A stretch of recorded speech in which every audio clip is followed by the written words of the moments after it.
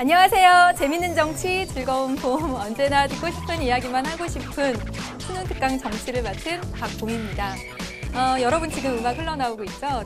되게 가사가 좋아요. 에픽하이의 플라이라는 노래인데 이 가사 내용에 보면 그게 있습니다. 세상은 누에 속에 감춰진 너를 못 봐. 이런 게 있죠. 여러분의 진가를 잘 알아주지 못하죠. 그렇지만 이렇게 막 봐서 여러분이 태양처럼 빛날 것이라는 걸 안다. 이런 가사가 있고 너는 훨훨 날 수 있다. 이렇게 되어 있잖아요. 선생님이 담임을 하면서 학생들한테 가장 미안했던 것은 지금도 가장 기억에 남는 건 담이라는 학생이 뭐 걸린 거예요. 그래서 너는 저번에 얘기했는데 이번에 또 왜 그러냐고 막 제가 이제 성질을 냈어요. 그랬더니 그 학생이 가만히 있다가 눈물을 뚝뚝 흘리면서 나는 잘하려고 하는데 선생님하고 계속 핀트가 안 맞아서 막 그러면서 이제 막 그러면서 눈물을 흘리는 거예요. 학생들은 다 나름대로 나랑 소통하고 저랑 잘하려고 하는데 제가 애들을 몰라주고 있었던 게 되게 많더라고요. 네, 어쨌든 담임 졸업했고 학생들이 가장 마음 상하는 말 중에 하나가 그거라고 들었습니다. 너 안 그럴 줄 알았는데 정말 실망이야. 라고 이야기할 때 정말 어떤 학생 표현에 따르면 좀 뭐가 무너지는 듯한 느낌이 든다라고 얘기를 하더라고요. 그래서 선생님은 누에 속에 감춰진 여러분의 모습을 발견할 수 있는 사람이 되겠습니다. 여러분은 정말 여러분도 세상에 반짝반짝 태양처럼 빛나는 사람이 되시길 바랍니다. 네, 그래서 노래를 틀어봤고요. 이번 시간은 여러분 민주정치의 발전에 대한 부분을 이야기하도록 하겠습니다. 그래서 이번 시간과 다음 시간 또 이렇게 연달아서 민주정치의 발전에 대한 이야기를 할게요. 그래서 오늘이 7강이죠. 그렇죠?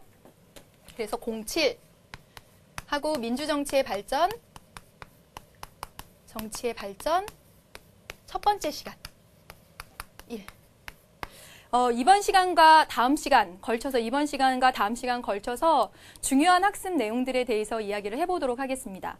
여러분 교재가 몇 페이지가 되냐면 32페이지요. 네, 32페이지 펴서 보시면요. 이 빨간 글씨록 제목이 있잖아요. 그 제목만 한번 써볼게요, 여러분. 언제나 선생님이 강조하는 건데 큰 줄기부터 보고 가는 게 굉장히 중요합니다. 지금 우리 그 교재 32페이지의 제목이 민주정치의 발전이라고 이야기를 했어요. 그러면서 여러분 빨간 제목을 보면 첫 번째 이렇게 나와 있습니다. 고대 아테네의 민주정치. 그리고 훌쩍 뛰어넘어서 그 페이지 아래쪽에 가보세요. 그러면 어떻게 나와 있냐면 시민혁명과 근대 민주정치 이렇게 나와 있어요. 근대 민주정치. 그리고 여러분 다음 페이지를 넘겨보세요. 네, 우리 조현춘 선생님도 열심히 따라 넘겨주시는데 세 번째 보면 뭐라고 나와 있냐면 현대 민주정치와 정치 참여 이렇게 나와 있습니다. 다시 말하면 어떻게 왜 하얀색만 2개 들고 있네요? 다시 말하면 어떻게 이야기를 할 수가 있냐면 민주정치의 발전이 고대 아테네 그리고 시민혁명 이후의 근대 그리고 현대로 이렇게 발전되어 왔다라는 것을 제목을 통해서 알 수가 있습니다. 그래서 우리는 첫 번째로 고대 아테네의 민주정치에 대한 이야기를 할 거예요. 아테네. 너무너무 중요하죠. 고대 아테네의 민주정치는 시험 문제에 출제된 걸 지난 3년간 찾아보면 무려 11문제나 됩니다. 진짜 많이 출제가 된다라고 알 수가 있어요. 고대 아테네의 민주정치가 막 꽃피우다가 이 암흑기로 접어들었어요. 절대 왕정 막 이렇게요. 그러다가 이 시민혁명을 계기로 해서 근대 민주정치가 열립니다. 그래서 이 시민혁명과 관련된 문제가 여러분 모두 9문제나 출제가 됐습니다. 이것도 많이 됐죠? 네. 그리고 전반적으로 시민혁명과 근대 민주정치 전반적으로 다뤄져서 한 2문제 정도가 전체적으로 이렇게 나왔고요. 근대 민주정치를 뛰어넘어서 이제 현대 민주정치는 여러분 이 제목 속에 보면 뭐가 나와 있냐면 정치 참여라는 이야기가 나와 있습니다. 다시 말하면 근대랑 현대의 차이점을 딱 보면 이 제목 속에서 보면 현대는 정치 참여가 포인트야. 다시 말하면 누구든지 정치에 참여할 수 있다는 것. 그러면 근대에는 누구든지 참여할 수 없었다는 걸 짐작을 할 수가 있어요. 그래서 현대를 뭐라고 부르냐면 대중민주주의라고 부릅니다. 누구든지 정치 참여할 수 있다고 해서 대중민주주의라고 부르죠. 그리고 이 누구든지 정치 참여할 수 있게 된 이 여기서 여기로 오는 근대에서 현대로 오는 이 과정에 선거권 확대 운동이 있었어요. 확대 운동.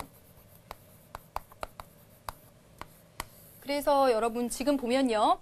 고대 아테네 문제가 모두 11문제 출제됐고 시민혁명과 관련돼서 9문제. 그리고 이거 두 개를 이렇게 통합해서 한 2문제 정도가 나왔고요. 그 다음에 현대 민주정치에 대한 내용이 또 2문제 정도. 그리고 이거 3개를 다 아울러서 한 4문제 정도가 나왔습니다. 그러니까 우리는 공부하실 때 고대 아테네, 그리고 시민혁명과 근대, 그리고 현대 민주정치의 특징을 각각 개별적으로 보면서 또 동시에 이들의 공통점과 차이점을 한꺼번에 봐야 된다는 이야기가 됩니다.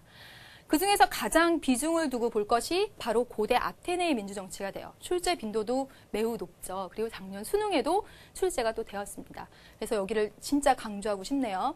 다시 한 번만 이 제목을 통해서 설명을 드릴게요. 민주정치의 발전이라고 하는 것은 고대 아테네, 그리고 근대, 그리고 현대로 왔다.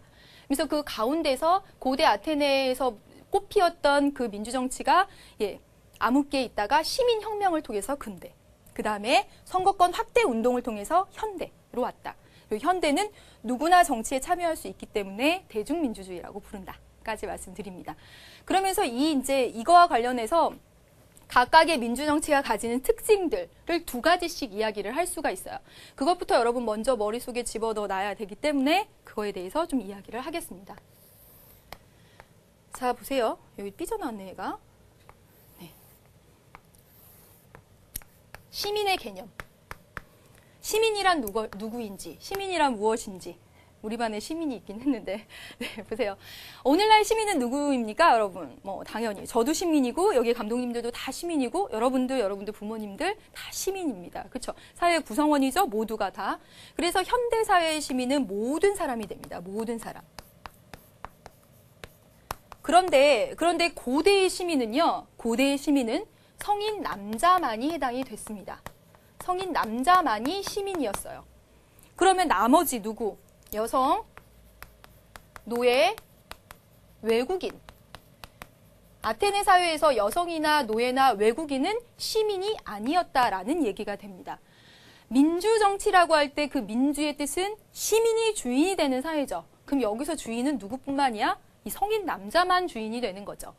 그래서 이 아테네의 민주정치를 제한민주정치라고 이야기를 합니다. 제한. 그 다음에 보세요. 시민혁명 이후에 근대 민주정치가 열렸습니다. 근대 민주정치 사회에서 시민은 돈 많은 부르주아였어요. 부르주아 남자. 그래서 역시 여성, 또 농민, 노동자 등은 시민에서 제외가 되었죠. 그래서 민주정치라고 할 때 이 민주정치를 담당하는 사람은 오로지 돈 많은 남자들만이 해당이 되었어요. 그래서 역시 근대 민주정치의 특징도 제한적이다라는 특징을 가지고 있어요. 되셨죠? 근데 현대는요, 모든 사람이 시민에 해당되기 때문에 누구나 다 정치에 참여할 수 있는 보통의 성격을 가지고 있죠. 보통 민주주의, 그리고 근대와 고대는 제한민주주의라고 말할 수가 있겠습니다. 그다음에 또 하나 이제 해볼게요. 고대 아테네 사회는 조금 뒤에 가서 이제 이야기를 하겠지만 굉장히 좁은 범위에서 민주정치가 이루어졌습니다. 성인 남자들만 하고요. 그래서 모든 시민들이 직접 참여할 수 있어서 직접 민주정치. 그러나 근대에 오고 현대에 오면서 국가 규모가 커지고 인구도 늘어나고 이렇게 되면서 직접 못해서 간접하게 되죠. 그래서 현대도 간접이다. 여러분 이제 이번 시간부터 다음 시간까지 연결해서 쭉 배우게 될 내용 전반적으로 큰 그림으로 보았습니다. 일단 민주정치의 발전이라는 주제로 고대 아테네에서 근대로 현대로, 그리고 사이에 시민혁명과 선거권 확대 운동과 관련해서 그런 역사적인 배경들이 있고, 고대 아테네 민주정치는 제한적이며 직접적이라는 것, 그 다음에 근대 민주정치는 역시 제한적이며 간접적이라는 것, 현대의 민주정치는 보통이고 간접적이라는 특징이 있다는 것입니다. 이러한 특징 하에 하나를 전개해 나가도록 하겠습니다. 아까도 말씀드렸다시피 이 3가지 가운데서 가장 출제 빈도가 높은 것이 아테네에 해당되는 얘기가 돼요. 그래서 아테네에 큰 비중을 두고 이야기를 해볼게요. 네, 그럼 첫 번째. 번째, 고대 아테네의 민주정치. 첫 번째, 정치 조건. 우리는 이미 전반적인 그런 학습 목표에 대한 내용을 통해서 고대 아테네의 민주정치의 특징이 제한적이면서 직접적이라는 것을 알 수가 있었어요. 그러면 어떤 정치 조건을 가지고 있길래 고대 아테네의 민주정치는 제한적이고 직접적이었는지 한번 따져보도록 합시다. 첫 번째 고대 아테네의 자연 조건을 보면 이 아테네는 분지, 즉 산으로 둘러싸여서 쏙 이렇게 들어가 있다고 해요. 그래서 외부의 침입도 없고 그들만의 세상이 된 거죠. 아주 소규모 공동체였어요. 즉 인구도, 국가 규모도 굉장히 작았다라는 얘기가 됩니다. 네. 분지라서 뭐 분지인지 아닌지 이런 건 외우실 필요 없는 거죠. 그 다음에 또 하나는 사회 경제적 조건이에요. 사회 경제적 조건을 딱 따져보니까 이 아테네에서 농경, 즉 이런 일을 하는 것은 노예가 다 하고요. 예, 노예가 하고 그 다음에 집안일, 가사일은 다 여성이 담당을 해요. 그러니까 성인 남자들은요, 다른 거 할 일 없어요. 막 책 보고 철학에 대해서 논하고 문화적인 관심 갖고 정치에 대해서 토의하면 돼요. 다른 것들을 다 담당을 해 주었기 때문에. 그래서 아테네는 굉장히 소규모 공동체이고 다른 그런 자질구레한 일들을, 생산에 관한 일들이라든가 집안에 관한 일들을 다른 사람들이 다 담당을 해줬기 때문에 성인 남자가 모두 직접 가서 정치에 참여할 수가 있었습니다. 직접 민주정치. 됐죠? 그 다음에 또 하나, 이렇게 보시면 노예나 여성, 외국인들은 정치에 참여할 수가 없었어요. 아예 시민이 아니었다는 거죠. 엄밀히 말하면 이 아테네에서 이 시민은 어떻게 보면 하나의 특권 계급이나 마찬가지였던 것이에요. 그래서 이들은 정치에 참여할 수 없었기 때문에 제한이라고 이야기를 할 수가 있겠습니다. 그러면 아테네의 정치 조건, 자연 조건과 사회 경제적 조건에 따라서 이런 아테네 민주정치의 특징을 봤어요. 그럼 이 특징을 조금 더 세밀하게 살펴보도록 할게요. 두 번째, 특징. 아테네 인구 구성을 한번 써볼까요? 네. 그냥 이렇게. 아테네 인구 중에 이제 자유민이 있고요. 그리고 노예,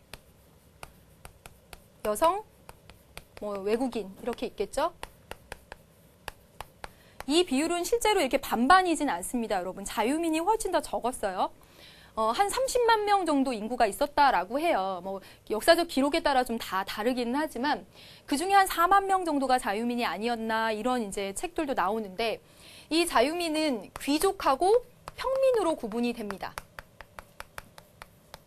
그런데 사실상 정치적인 역할에 있어서 이 귀족하고 평민 간의 차별이 없었다고 해요. 그래서 자유민인 성인 남성은 그 사람이 귀족이건 평민이든 간에 모두 다 정치적 그런 자유를 누릴 수 있었습니다. 그래서 여러분 보시면요. 이 자유민인 이 귀족 평민, 이 사람들이 바로 시민이었어요. 시민. 이들이 시민이죠. 시민이 직접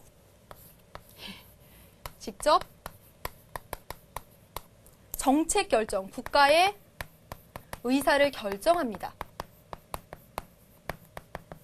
자, 보세요. 시민이 직접 국가의 의사를 결정해요. 모든 시민이 다 가서 할 수 있어요. 약 4만 명 정도 되는 성인 남자 시민들이 가서 국가의 일을 직접 결정할 수 있었어요.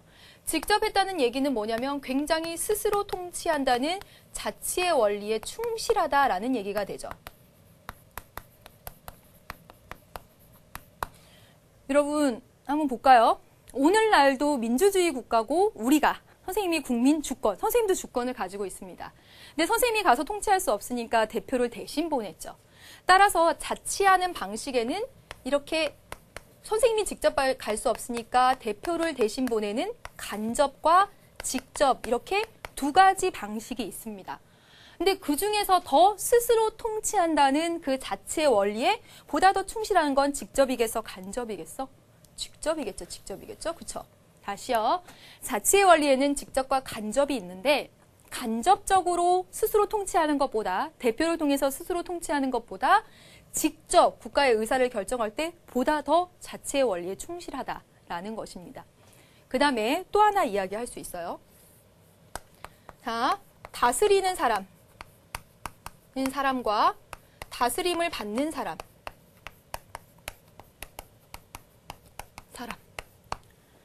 동일합니다. 다스리는 사람 누구예요? 시민이 직접 국가의 의사를 결정하니까 그 4만 명 되는 시민이 모두 다스릴 수 있습니다.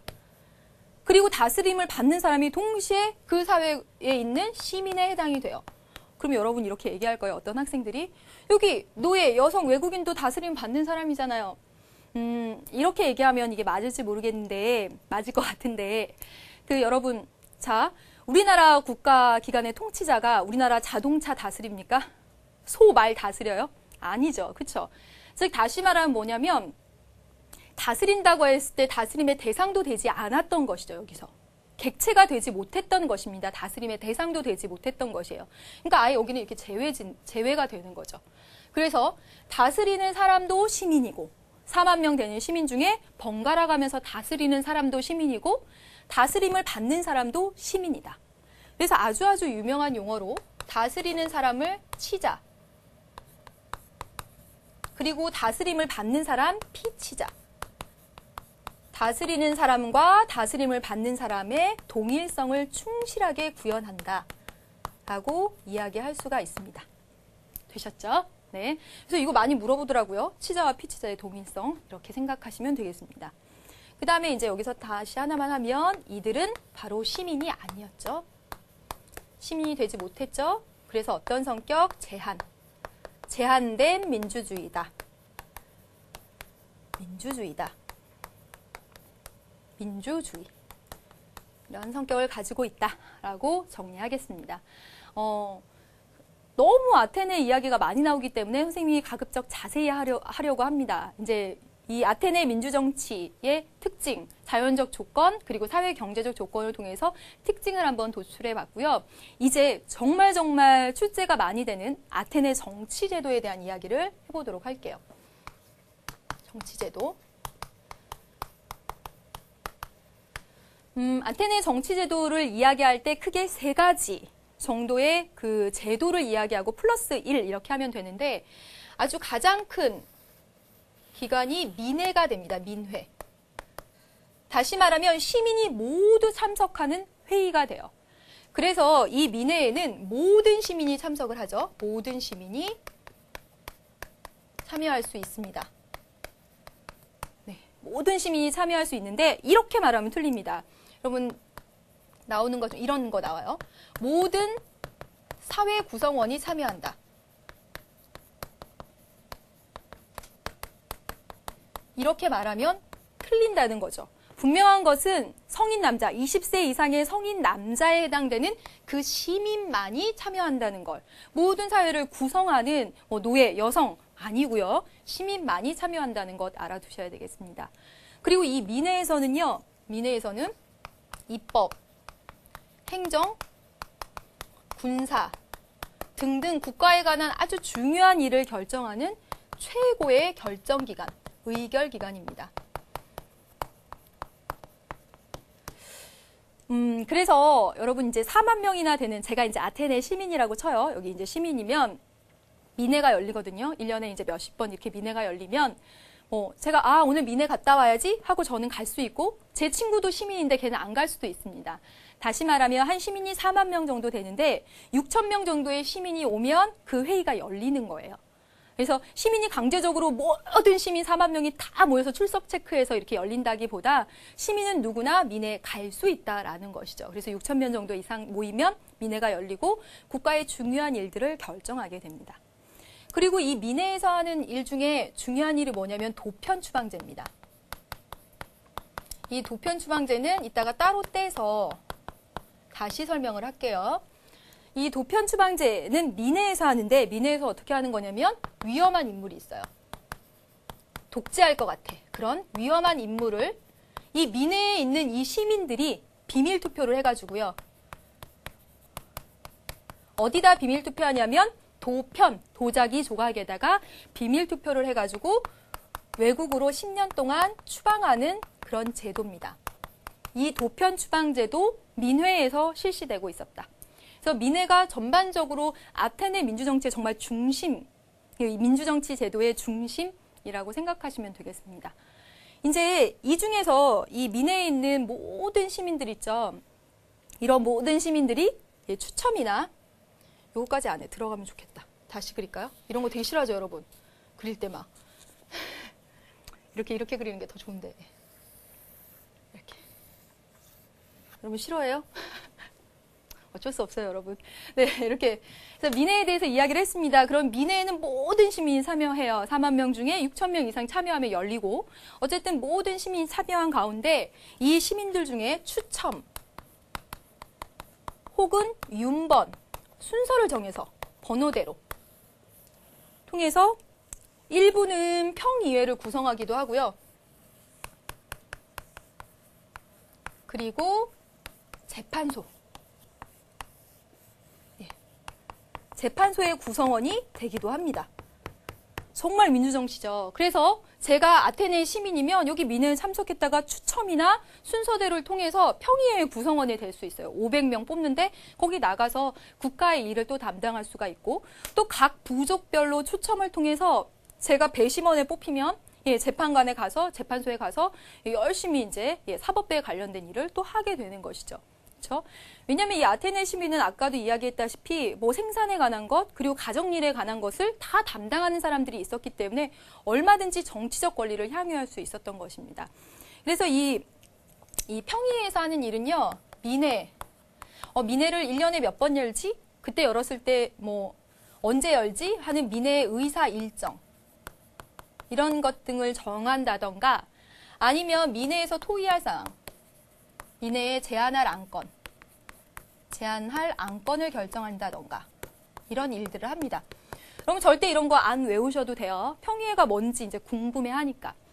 그렇죠? 그래서 민회를 주축으로 해서 추첨이나 윤번을 통해서 평의회를 구성하고 각 부족별로 추첨을 해서 재판소의 배심원을 구성하게 된다. 시민들은 정치에 참여할 수 있게 되었다라고 얘기를 했습니다. 이제 그 중에서 선생님이 이제 이거 강조를 하겠습니다. 추첨이나 윤번. 우리가 오늘날 대표를 뽑는다고 할 때 국회의원을 뽑거나 아니면 대통령을 뽑거나 어쨌든 국가의 일을 담당하는 사람들을 뽑을 때 선거라는 절차를 거치지요. 그렇죠? 그런데 아테네는 신기하게도 추첨이나 윤번 제도를 거쳤습니다. 다시 말하면 선거는 어떻게 해요? 제가 나가고 싶으면 제가 딱 출마해서 저를 뽑아주십시오, 이렇게 하죠. 그렇죠? 그래서 이제 뽑히게 되는 건데, 이 추첨이나 윤번은 시민들 중에서 톡 이렇게 뽑는 추첨, 그렇죠? 무작위로 돌아가면서 하기 때문에 아테네 시민들은 아테네 시민으로 사는 동안 누구든지 다 한 번쯤은 공직에서 공적인 업무를 담당할 기회를 갖게 되었다는 겁니다. 그러면 이 추첨이나 윤번을 선거와 비교해서 어떤 장점이 있고 어떤 단점이 있는지 설명을 좀 해보도록 할게요. 시험에도 많이 출제되었던 추첨. 이것의 장점과 단점.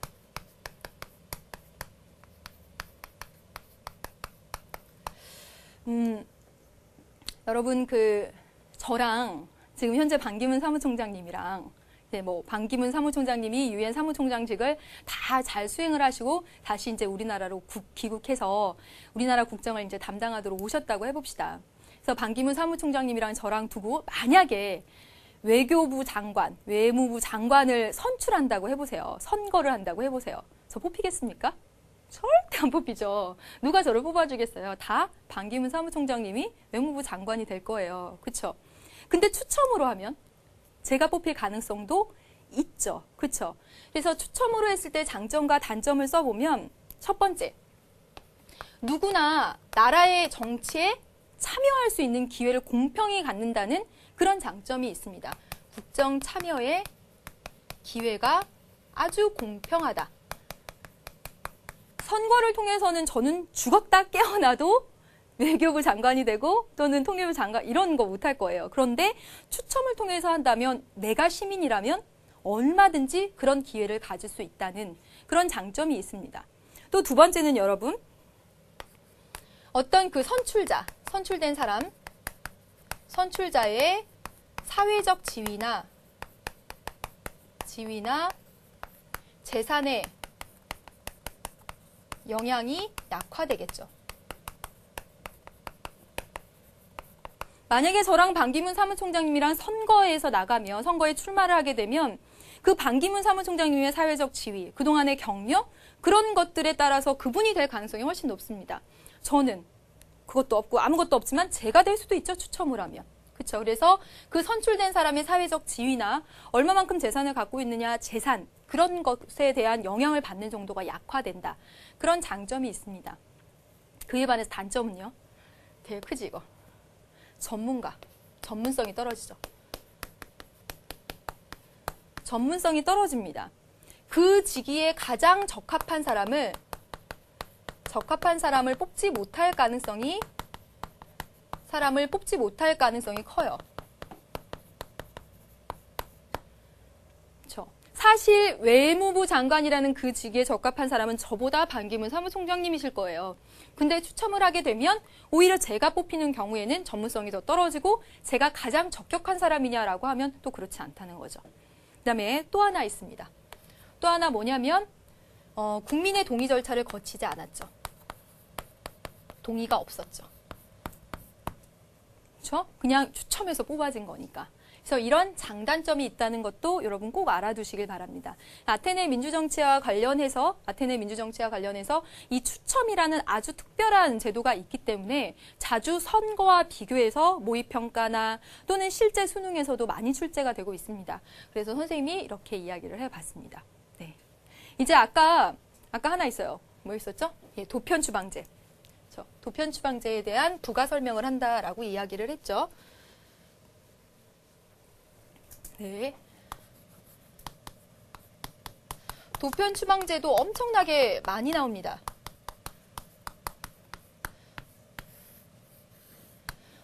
도자기 조각에다가 이름을 써서 위험한 인물을 해외로 내쫓는 그런 제도인데 민해에서 이 제도가 실시되었다고 했습니다. 그래서 사람들이 모였을 때.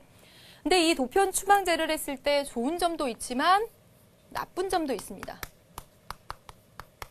단점도 있어요. 좋은 점은 뭘까요?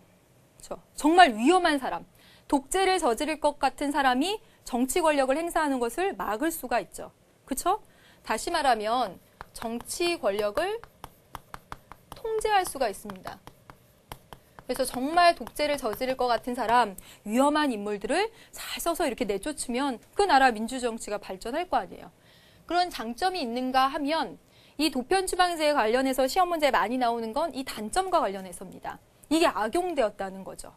아주 유력한 인물, 아주 정말 유능한 인물이 내쫓이는 수단이 됐어요. 정치적으로 막 싸우면서 사람들을 막 현혹해가지고 그 민해에 나온 그 시민들 저 사람 독재하려고 한데 사실은 아닌데 그렇게 막 모함하고 이래서 정말 유력한 인물을 내쫓는 유력한 인물을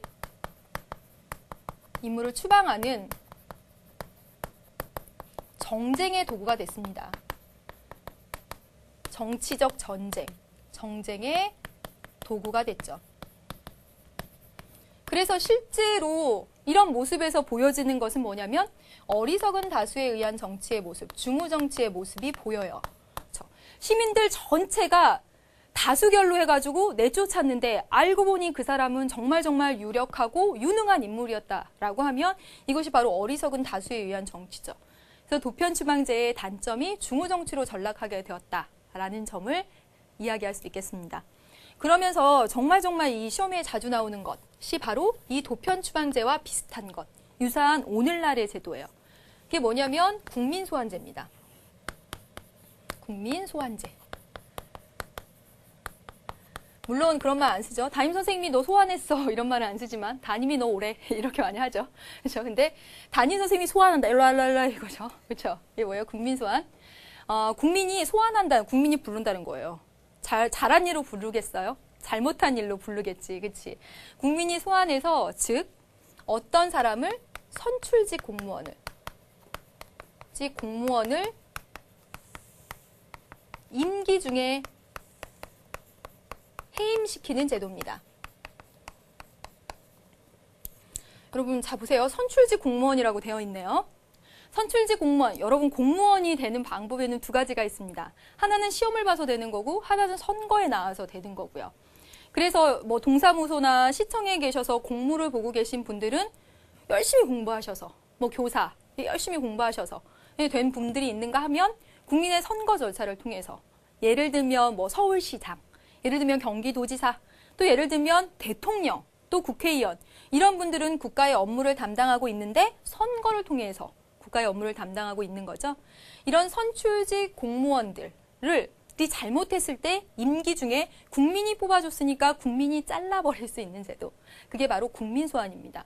이제 국민소환은 우리나라에 현재 시행하고 있지 않거든요. 네, 왜 그러냐면 국민소환과 비교해서 이야기할 수 있는 게 바로 주민소환입니다. 선생님이 지난 시간에 지방자치를 하면서도 이야기했는데 중앙정부가 있고 지방정부가 있다라고 이야기를 했죠. 그래서 이 국민소환은 중앙정부, 다시 말하면 대통령, 국회의원 등등 우리가 뽑아준 선출직 공무원을 임기 중에 해임시키는 제도를 국민소환이라고 이야기를 합니다. 주민소환은요, 지방정부에 있는 뭐 시장, 군수, 뭐 의원, 지방의회 의원 이런 사람들을 임기 중에 해임할 수 있는 것을 주민소환이라고 합니다. 현재 우리나라에 이거 없어요? 국민소환 없어요? 뭐 한 번도 못 들어보셨죠? 대통령 해임하자, 국회의원 해임하자라고 하면서 우리가 국민들이 이렇게 모아서 하는 거 못 보셨죠? 그래서 현재 우리나라에 국민소환은 없습니다. 근데 이건 있어요. 주민소환은 있어요. 그래서 실제로 제주도지사, 하남시장에 대해서 주민소환이 된 적이 있었습니다. 제주도지사, 하남시장이 국민들이 선출해 준 거거든요. 근데 임기 중에 해임하자고 이렇게 주민소환 투표를 한 적이 있습니다. 그래서 여러분 이 도편추방제와 관련해서 시험 문제에 날 때 오늘날 국민소환제와 유사하다 이렇게도 나기도 하고 오늘날 주민소환과 유사하다 이렇게 나기도 합니다. 그래서 이 주민소환과 관련해서 조금만 부연 설명을 하면요. 이 주민소환이 되려면요. 그 국회의원 선거 유권자 3분의 1이 투표에 참여해야 되고 이 참여한 사람 중에 과반수가 저 단체장 자르자라고 찬성하게 되면 임기 중에 해임하게 되는 거죠. 그래서 실제로 제주도지사와 하남시장에 대한 주민소환 투표가 시행이 됐어요. 그런데 여기서 지금 보다시피 유권자 3분의 1 이상이 투표에 참여해야 된다고 했잖아요. 3분의 1이면 뭐 33.3% 이렇게 되나요? 그렇죠. 투표율이 33.3% 넘어야 된다는 거죠. 그런데 하남시장은 투표율이 31%, 그다음에 제주도지사 해임에 대한 투표율은 11%. 그래서 아예 열어보지도 않고 그대로 이제 그분들이 계속 임기를 계속 지켰습니다. 아무튼 이 국민소환제라고 하는 것, 우리나라에는 현재 국민소환제는 없지만 주민소환이 있지만 유사하게 지방 수준에서 해임을 하는 이 주민소환이나 도평추방제는 그 성격에 있어서 유사하죠. 그렇죠? 도평추방제가 위험한 인물을, 해를 끼칠 만한 위험한 인물을 국외로 추방하는 것처럼 여기서도 지방정부에서 지방의 일에 대해서 해를 끼칠 만한 위험한 인물을 그만두게 한다는 측면에서 오늘날 유사점이 있다라고 이야기할 수 있겠습니다. 그리고 사실상 이 주민소환 관련해서는요, 진짜 너무 중요해요, 얘는. 그래서 2단원, 3단원에 가서도 3단원에 가서 또 이야기가 될까요? 예, 주민소환 관련해서는 더 한번 부연 설명을 좀 하도록 하겠습니다. 단독으로 출제되기도 하고 국민들의 참여 뭐 이런 측면에서 단독으로 출제되기도 하는 중요한 이야기가 되기 때문에 주민소환의 장단점까지도 다시 기회를 봐서 이야기를 하도록 할게요. 네, 여기까지 해서 지금 아테네 민주정치를 쭉 해서 정리를 해보았습니다. 숨도 아프고 그러니까 조금 쉬었다 가겠습니다.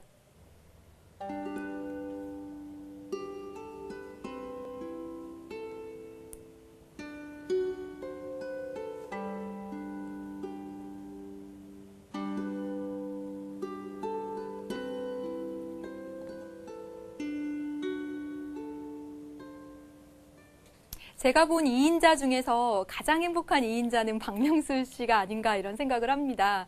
2인자로 있는다는 건 사실은 스트레스도 많이 받고 힘든 일이기도 하죠.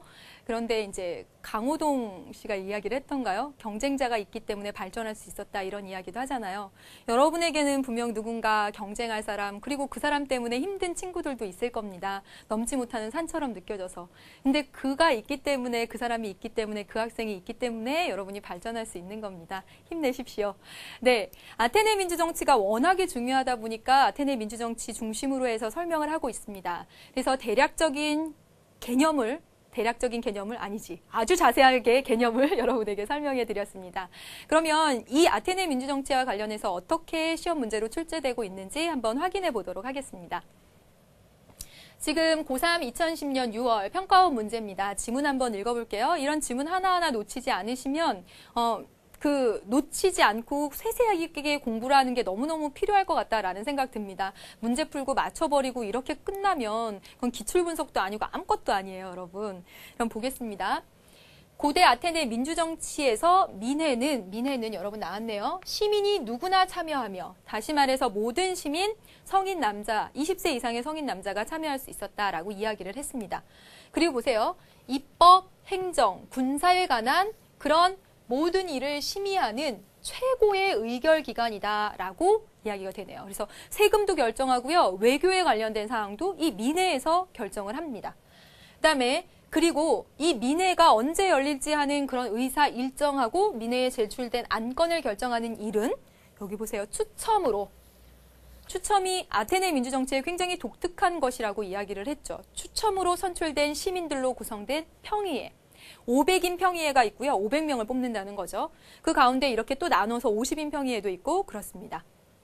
그 다음에 또한 시민은 추첨에 의해서 일상적인 행정 업무를 담당하는 행정관이 될 수도 있었고 또 각 부족 단위로 또 추첨을 통해서 재판소의 배심원으로 선출돼서 재판에도 참여할 수 있었다. 정말 직접 민주정치의 이상을 그대로 실현하고 있는 것이죠.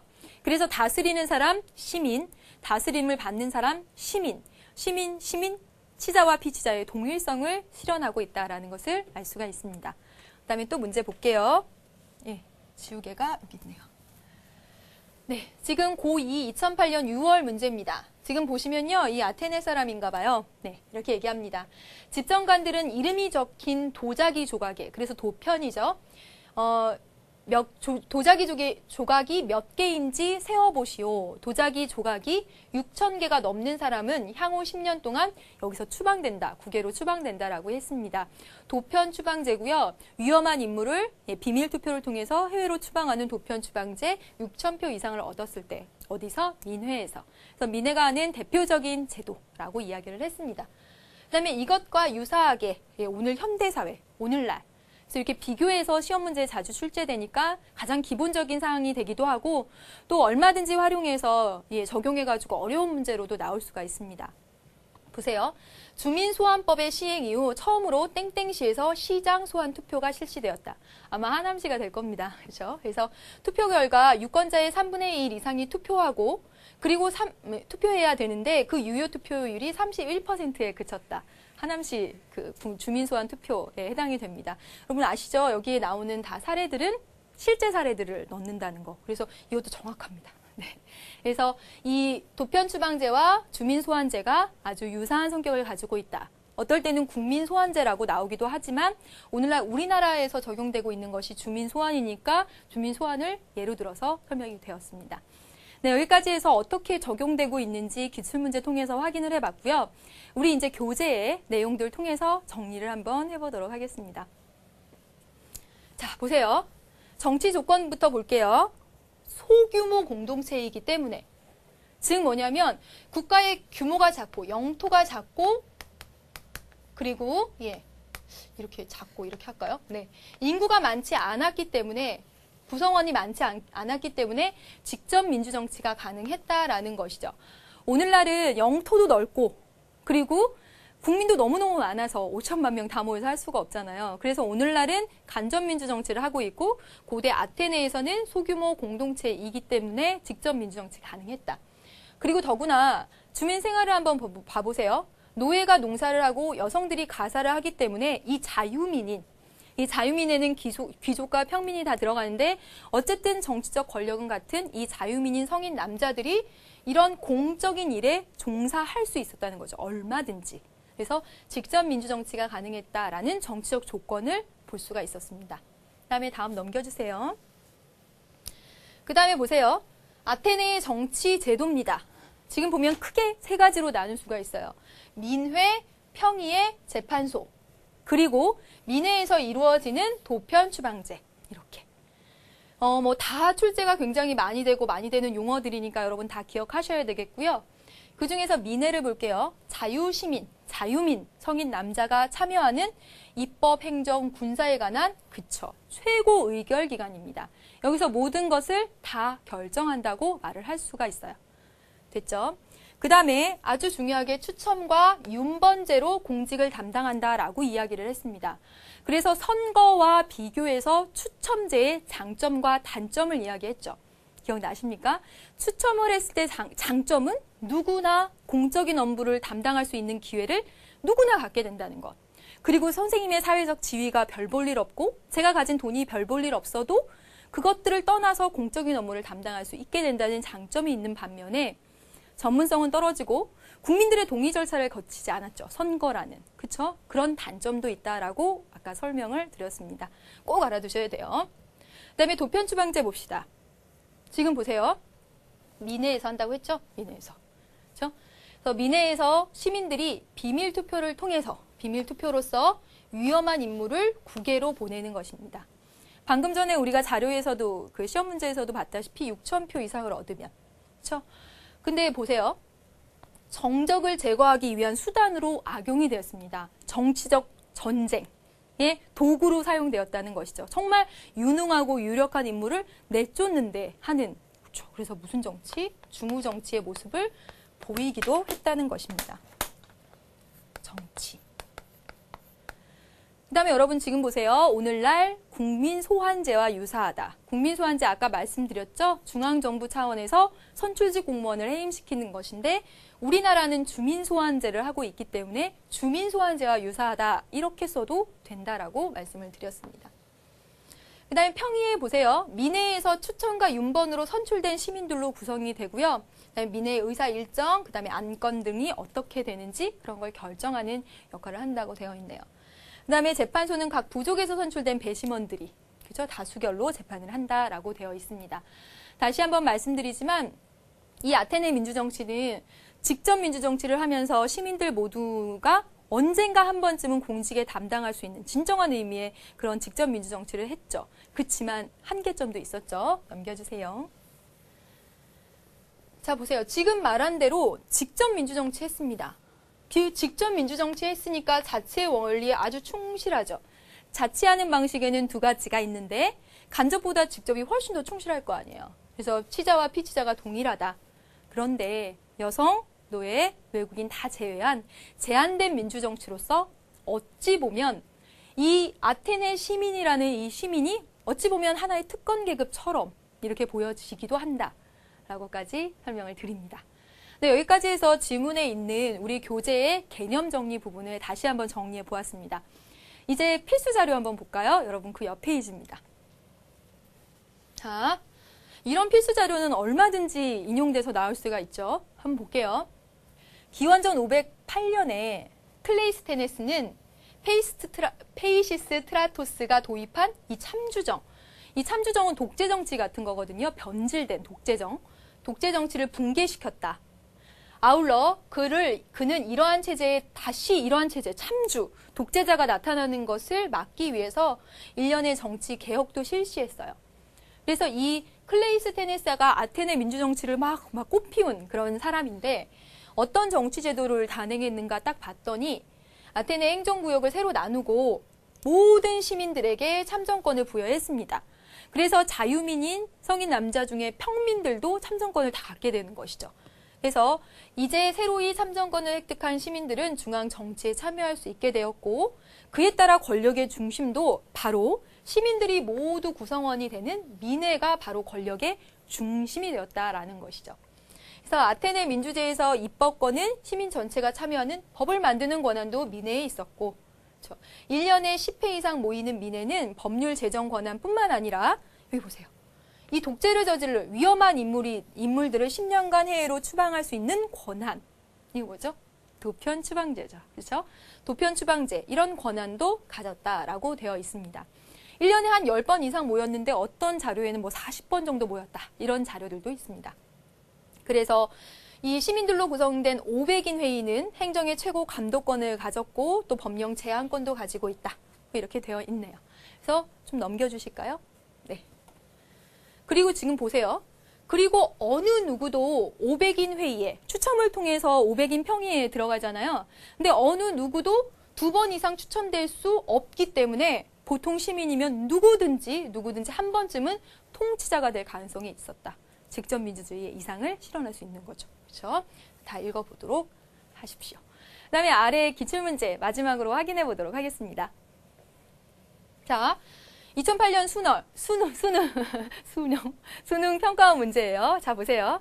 이 고대 아테네에서는 공직자를 선출할 때 근대와는 굉장히 다른 각도에서 고려했대요. 그래서 먼저 공직을 원하는 사람은 누구든지 공직자가 될 수 있는 기회의 평등. 여러분, 누구나 공직자가 될 수 있어요. 저도 될 수 있고요. 반기문 사무총장님 쭉 다 될 수 있어요. 이게 뭘까요? 추첨이죠. 맞죠? 그리고 선출된 사람은 시민과 피지배 관계가 아니기 때문에 후보자들 중 누가 대표가 돼도 상관이 없대요. 예? 제가 돼도 되고 이명박 대통령이 돼도 되고 누가 돼도 되고 상관이 없대요. 추첨. 그렇기 때문에 추첨을 해도 된다는 것이죠. 그렇죠? 또한 그런데 장군과 같이 전문성을 필요로 하는 직책에는 능력을 중시해요. 전문성이 필요하대요. 그래서 추첨해요? 뭐 하면 되겠어요, 여러분? 선거하면 되겠죠.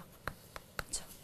그래서 지금 보면 아테네 민주정치의 추첨의 가능성의 원칙, 유사성의 원칙, 그리고 탁월성의 원칙이 있는데 누구나 공직자가 될 수 있고 누가 되던 상관이 없는 유사성이 있다는 것은 추첨과 부합하는 것이고 그리고 여기 보세요. 탁월한 전문성이 필요하다는 건 선거에 부합하는 것이 되겠죠. 그래서 이렇게 짝져서 풀 수 있겠습니다. 네. 여기까지 해서 민주정치의 발전이라는 큰 주제 가운데서 아테네 민주정치를 오늘 이 시간에 해보았습니다. 처음에도 말씀드렸다시피 아테네 민주정치가 워낙에 중요하기 때문에 이번 1시간 공들여봤고요. 다음 시간에 민주정치의 발전에서 남은 부분, 네, 근대 그리고 현대 차근차근 살펴보도록 하겠습니다. 오늘 수고 많으셨습니다. 안녕.